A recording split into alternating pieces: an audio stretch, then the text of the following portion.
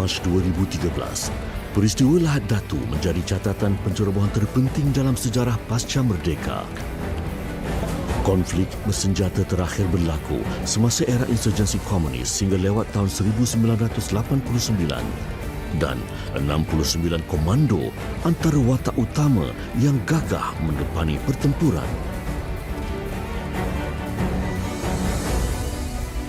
Di sini, kluster industri minyak sawit POIC adalah penyumbang sosioekonomi terbesar negara. Pertumbuhan ini antara faktor tarikan yang membawa kepada pencerobohan kumpulan militan Angkatan Keselamatan Diraja Kesultanan Sulu atau RSF. Pagi itu, kami perlu buat tinjauan rapat dan mengecekkan kebungan. Dan masa menghampiri itu, petrol yang pertama telah tersempak dengan nas. Tim Delta ni ditugaskan untuk buat clearance di sektor Delta yang mana terdapat lebih kurang dalam 25 biji rumah di kawasan sebelah dengan Kampung Tandur tu. Dan masa itu kepungan dibuat oleh pasukan gerakan AM PGA, termasuk satu rumah yang dipanggil rumah Mak Bom sebenarnya, Ahmad Malandi tu. Anggota penembak tepat mula menyusup masuk ke Kampung Tandur pada lewat malam 29 Februari 2013.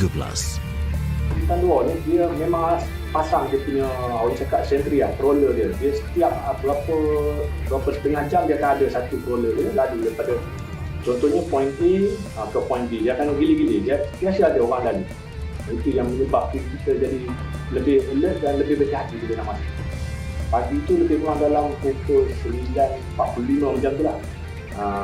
Kami di belakang kelapa sawit dengan spotter dia sekali. Lepas tu masa tu keadaan biasa lagi, tak ada melibatkan macam bilang tenang, tak ada apa, macam biasa. Jam 6 pagi. Setelah mengekalkan posisi pertahanan sepanjang malam, pasukan 69 komando bergerak ke 5 sektor secara berasingan mengikut keperluan geostrategik. Namun, bentuk muka bumi dan belukar memaksa sektor Alpha, Bravo, Charlie, Delta dan Echo bergerak hampir antara satu sama lain. Tidak semena-mena dalam lebih kurang jam 9.55 atau lebih kurang jam 10 saya waktu tu membawa SK-21 berada di barisan hadapan. Nampak musuh sedang turun daripada bukit tu untuk mengepung arah kami dan mengepung sektor Charlie di sebelah kiri kami. Kehadiran pasukan peninjau ini disedari RSF biarpun pada mulanya mereka disangkakan pelatun Tiger daripada pasukan gerakan AM.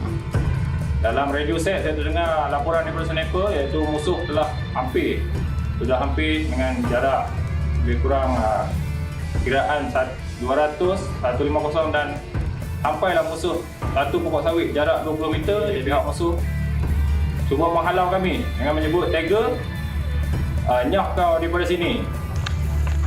Tiger! Wait! Ini lompat kami! Go! Oh! Balik! Dan dia mengangkat satu kertas putih lah. Tapi kita ingat dia mengangkat bendera putih, ingatkan perdamaian, tapi sebenarnya tidak. Okey, bila dia minta kita berundur. Dan pada saya kita tak perlu berundur sebabnya arahan yang diterima untuk kita mengecilkan kepungan. Jadi kita tak berundur. Bila kita tak berundur dalam beberapa saat lepas tu, pihak penganas telah melepaskan tembakan. Selang beberapa saat pada tu, kedengaran tembakan. Pam! Letupan pertama tu dia sekali je lah dulu. Tom. Lepas tu, susulan kedua lagi. Jika bahan ini bermanfaat kepada anda, subscribe, likes dan share.